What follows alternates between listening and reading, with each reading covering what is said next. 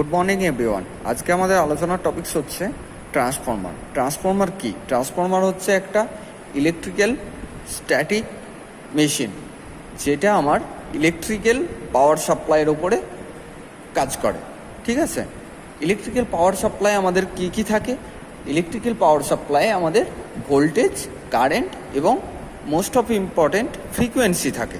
ঠিক আছে, তো আমাদের ট্রান্সফর্মার কিভাবে কাজ করে এখানে, তো আমাদের যে ইলেকট্রিক্যাল পাওয়ার সাপ্লাই রয়েছে, সেই ইলেকট্রিক্যাল পাওয়ার সাপ্লাই যে ভোল্টেজ এবং কারেন্ট, সেটাকে কমিয়ে এবং বাড়িয়ে অন্য একটা সার্কিটেতে সাপ্লাই করে, ফ্রিকোয়েন্সিটাকে কনস্ট্যান্ট রেখে। ঠিক আছে, তো ট্রান্সফর্মার যে প্রিন্সিপালের ওপরে কাজ করে সেটা হচ্ছে ফ্যারাডেজ ইলেকট্রোম্যাগনেটিক ইন্ডাকশন ল, এর উপরে কাজ করে। তো লটা কি হচ্ছে? The magnitude of voltage is directly proportional to the rate of change of flux. ঠিক আছে, তো এরপর দেখো কনস্ট্রাকশন অফ ট্রান্সফর্মার। ট্রান্সফর্মারে কি কি থাকে? ঠিক আছে, এটাতে ম্যাগনেটিক সার্কিট থাকছে, 2 নম্বর হচ্ছে ইলেকট্রিক্যাল সার্কিট থাকছে, 3 নম্বরে ডাইইলেকট্রিক সার্কিট, 4 নম্বরে ট্যাঙ্ক অ্যান্ড অ্যাক্সেসারিজ। ম্যাগনেটিক সার্কিটের মধ্যে কি কি থাকছে দেখো, কোর, লিম্বস, ইয়ক্স, ড্যাম্পিং স্ট্রাকচার। ওকে, আর ইলেকট্রিক্যাল সার্কিটের উপর থাকছে দেখো প্রাইমারি ওয়াইন্ডিং এবং সেকেন্ডারি ওয়াইন্ডিং। আর 3 নম্বরে দেখো ডাইইলেকট্রিক সার্কিটের মধ্যে থাকছে ইনসুলেশন, বিভিন্ন রকমের ইনসুলেশন বিভিন্ন জায়গার থেকে থাকছে। ঠিক আছে, এবং 4 নম্বর পয়েন্ট ট্যাঙ্ক এবং অ্যাক্সেসারিজ। এর মধ্যে কনজারভেটর ট্যাঙ্ক থাকছে, ব্রেদার থাকছে, কুলিং টিউবস থাকছে, এটসেট্রা এটসেট্রা। ঠিক আছে, এরপরে আসছি আমি ট্রান্সফর্মারের টাইপস। ট্রান্সফর্মার বিভিন্ন রকমের হয়ে থাকে। যদি আমি কোর বেসিসে দেখতে যাই, ঠিক আছে, তো 2 ধরনের হয়, একটা হচ্ছে কোর টাইপ এবং একটা হচ্ছে সেল টাইপ। 2 নম্বর দেখো, যদি আমি ট্রান্সফরমেশন রেশিও হিসাবে দেখতে যাই, তখন আমার 2টো টাইপের ট্রান্সফর্মার আমি দেখতে পাবো। একটা হচ্ছে স্টেপ আপ আর একটা হচ্ছে স্টেপ ডাউন। আর যদি আমি সার্ভিসের উপরে দেখতে যাই, তখন আমি 3 ধরনের দেখতে পাবো। এক হচ্ছে পাওয়ার ট্রান্সফর্মার, 2 নম্বর হচ্ছে ডিস্ট্রিবিউশন ট্রান্সফর্মার, 3 নম্বর হচ্ছে ইনস্ট্রুমেন্ট ট্রান্সফর্মার। ইনস্ট্রুমেন্ট ট্রান্সফর্মার আবার 3টে ভাগ রয়েছে। একটা হচ্ছে কারেন্ট ট্রান্সফর্মার, একটা হচ্ছে পোটেনশিয়াল ট্রান্সফর্মার, আর একটা হচ্ছে অটো ট্রান্সফর্মার।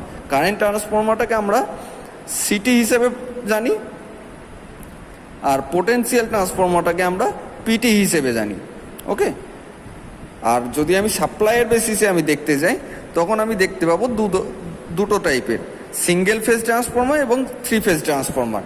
আর যদি আমি কুলিংয়ের বেসিসে আমি ভাগ করি, তখন আমি দেখতে পাবো যে এয়ার ন্যাচারাল টাইপ, যেটা আমার ড্রাই টাইপ বলা হয়। ওকে, আর আরেকটা হচ্ছে এয়ার ফোর্স বা এয়ার ব্লাস্ট টাইপ। 3 নাম্বার হচ্ছে oil natural, air natural, oil natural air force, oil force air force, oil natural water force, oil force water force.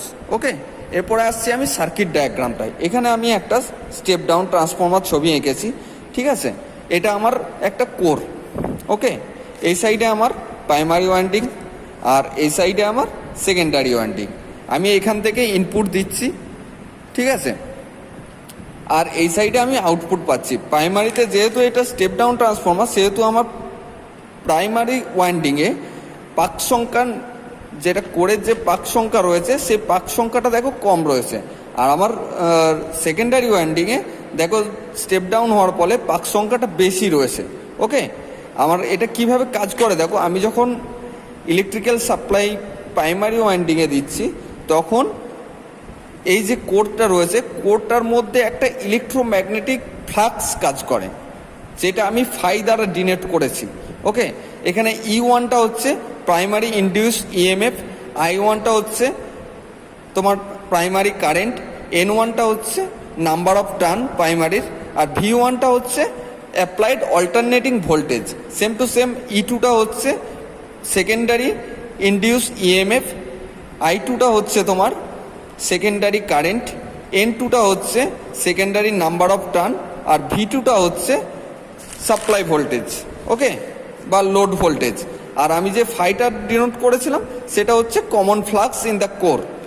এরপর যে রেশিওর উপরে কাজ করে ট্রান্সফর্মার, সেই রেশিওটা হচ্ছে K = N2/N1 = E2/E1 is equal to I1 by I2। তাহলে মানগুলো আমি যদি বসাই, N2টা হচ্ছে আমার secondary number of turn by primary number of turn সমান সেকেন্ডারি ইনডিউসড ইএমএফ বাই E1টা হচ্ছে প্রাইমারি ইনডিউসড ইএমএফ সমান I1টা হচ্ছে প্রাইমারি কারেন্ট সমান এই divide by secondary current. Okay, thank you. এরপরে আমরা প্র্যাকটিক্যালেতে দেখব।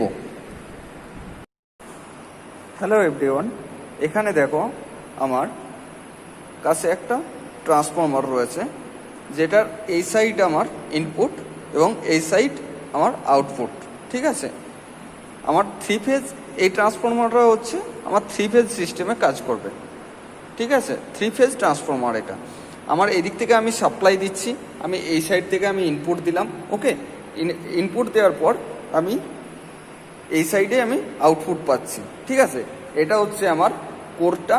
এই যে ট্যাঙ্কটা দেখতে পাচ্ছ, এই ট্যাঙ্কটা টোটালি ট্রান্সফর্মার অয়েল দিয়ে ফিল করা থাকে। কারণটা হচ্ছে আমার যে সাপ্লাই দেওয়ার ফলে আমার যে কোর রয়েছে, কোরেতে যে হিটটা হয় সেই হিটটাকে ট্রান্সফর্মার অয়েলটা কনজাম্পশন করে নেয়। ঠিক আছে, ট্রান্সফর্মার অয়েলটা আমার কোরটাকে ঠান্ডা রাখতে সাহায্য করে, সেই জন্য আমার ট্রান্সফর্মার অয়েলটা দেওয়া হয়। ওকে, আমি এখান থেকে ট্রান্সফর্মার আউটপুটটা পাচ্ছি।